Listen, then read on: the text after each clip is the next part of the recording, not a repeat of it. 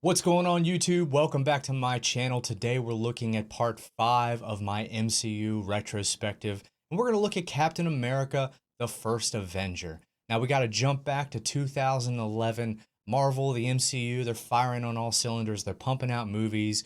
And everybody knows that we're marching towards the Avengers. We are anxiously awaiting the arrival of our leader, the leader of the Avengers, Captain America. And they cast Chris Evans. Now I know a lot of people at first got some Johnny Blaze flashbacks, some Fantastic Four flashbacks, but this movie was so much better, so much better. The writing, the directing, the execution, and Chris Evans' performance is masterful. He is perfect. He is as synonymous with Steve Rogers, with Captain America, as Hugh Jackman is with Wolverine, as Robert Downey Jr. is with Tony Stark, as Chadwick Boseman is with Black Panther. Those guys, it's going to be really tough to replace any of them. And it starts here. It starts with the first appearance. They do a really good job of endearing us to Steve right from Jump Street. Because the first time we see him, he's a scrawny bag of bones and he's trying to enlist to go fight for his country. And because of his physical ailments and his size, he keeps getting denied.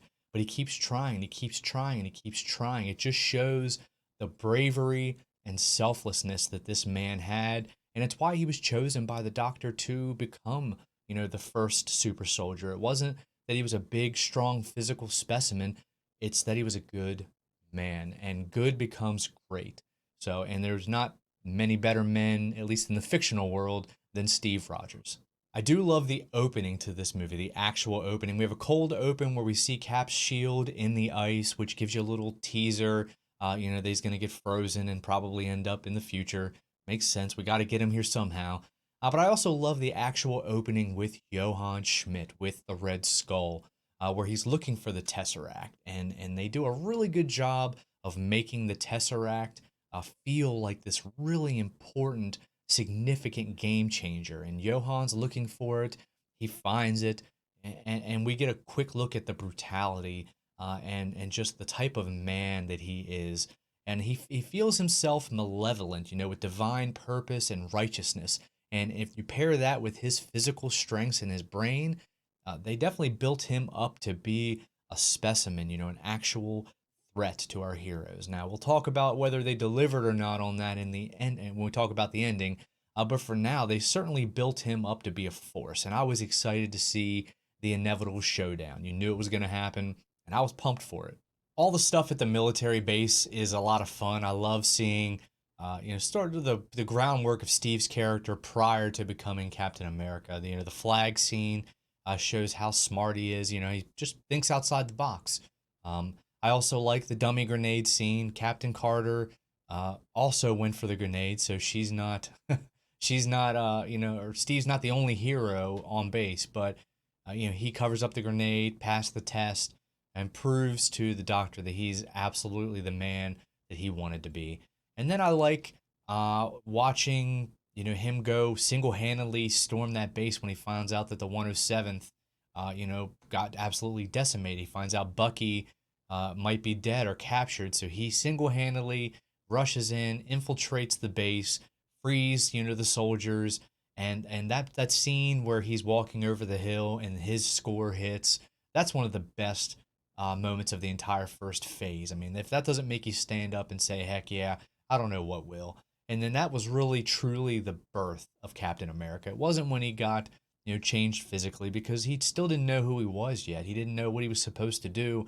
He felt like a dancing monkey. And it does show me the short-sightedness of Phillips. I mean, how do you not see the value in a super soldier? I mean, he was written that way. So, but it just seems like a silly choice that the writer took, because you would think that if we're supposed to think that Colonel Phillips is a brilliant military man, you want us to root for him, right? Why would you make him such a ridiculous, like, anti-Cap fan? Like, it's almost like he has a grudge against him. I mean, I know you wanted an army and you only got one soldier, but you still got a freaking super soldier. You saw what he could do. Why would you not have that man out there leading a company? It doesn't make any sense to me.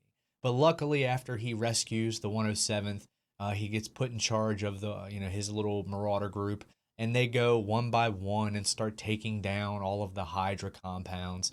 And again, we're just waiting for the showdown. They keep teasing the showdown. There's even a moment where they're face to face, and of course they get separated. We still don't get the showdown. And this really leads to me to the only gripe that I have in the movie. I mean, I love two-thirds of this movie, but once they make their final assault on Red Skull and he jumps in the Valkyrie and takes off. I mean, I found their final fight really underwhelming. I remember it was okay back in the day. This most recent watch, it's very disappointing, especially because we never got anything else from Red Skull aside from a quick cameo in Endgame. It just it doesn't work for me. I mean, they build Red Skull up to be a physical match for Captain America. And you would think that because he's had more time with the powers, he would have a greater understanding of the things that he could do. But Captain handles him pretty quickly, and then the fact that we don't even get a satisfying resolution to the fight, Cap throws him into the Tesseract falls out, and Johann picks it up, can't help himself, and he's zapped away to Vormir. We don't know that. We just think he's gone. We don't know what happened. But now that even knowing that he went to Vormir and he's cursed to watch over the Soul Stone for the rest of eternity, that's not a fair punishment for, a leader of the Nazis, a guy as evil as Schmidt. He should be dead. And it should have been Captain America that got to land a decisive blow. I mean, why does everybody have to be Batman? I don't kill people. I mean, people like that, you can kill. We're fighting the Nazis, okay? You can kill them. It works. Captain America does not have to spare somebody like that. But again, the fact that he didn't even get the opportunity to do anything, they just have a quick little fight. It's over. Very disappointed. Not a fan of the ending. And Cap doesn't even get a happy ending. He ends up having to crash the Valkyrie into the ice. I know we got to get him to current times. I know it's the big picture stuff here, but it doesn't make a very satisfying end to this movie, and that kind of sucks. Another small little gripe I do have with the movie is Bucky's death. And again, I know it serves the greater, longer picture, but it's not super satisfying to me in this movie because it feels really contrived, really forced. You have him captured. He's taken by Hydra, presumably experimented on. He's already kind of got a little bit of that super soldier in him, or he wouldn't have survived the fall. But Cap saves him. He saves him, and then it feels like the very next scene they're jumping on a train and he gets killed, and it just I don't know. Maybe I'm nitpicking. I am nitpicking a little bit, but that's another thing that just didn't sit well with me. Certainly upon this last viewing, I'm like, man, that just kind of I don't know. It felt just weird. I don't like that choice. Maybe in the next movie they could have done it, but at that point he's in current time, so that wouldn't make sense either. I know they had to do what they had to do, but I wish they could have found a better way. I don't know, or maybe just nix the whole Bucky getting captured and find a more believable way for him to get downed, and then Hydra, takes him and does the experiments. Why do we have to I don't know, it seems like they were trying to have their cake and eat it too. They wanted to rescue him, and then they wanted him dead. All in all, I'm gonna give Captain America a 6 out of 10. I don't think it's one of the best MCU movies. Probably middle of the road. It's definitely not one of the worst. For me, it's missed opportunity. I really, really would have liked to have seen more Stanley Tucci.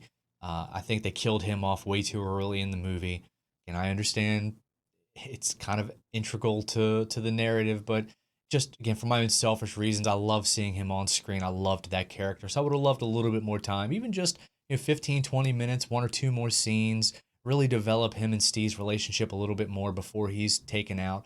And then I'm also, again, like I said, not really a big fan of the climax of this movie. So for that reason, I'm going to give it a 6 out of 10. It's a fairly decent Marvel movie. It's a good origin story. I mean, we get a lot of awesome details to the origin of Captain America, but other than that, there's a lot of things that leave me pretty dissatisfied. So 6 out of 10, not great, not bad, middle of the road for me as far as Marvel goes. But that's really my opinion, guys. Join me next week. I'm going to go ahead and keep these ones rolling out. I'm excited to talk about the next one. You know what's coming next. We're talking Avengers. We're talking the actual Avengers Assemble, the first Avengers movie, the first super ambitious superhero team up movie. So did they nail it? Does it still hold up? Because I mean, back then the movie rocked everybody's world. But I'm gonna take another view at it, see what works, what doesn't, what I like, what I don't like. Now having seen kind of where the story ends up. So, guys, comment down below. Let me know your opinion. Do you love Captain America: The First Avenger? Do you hate it? Are you more indifferent about it, like I am? And just give me your thoughts. I love hearing from you. I love hearing everybody's opinion. I promise I won't say anything negative about it. I'm a pretty positive guy. I try to be. But anyway, thank you all so much for watching. I really appreciate the support. Enjoy the rest of your weekend and go Lions.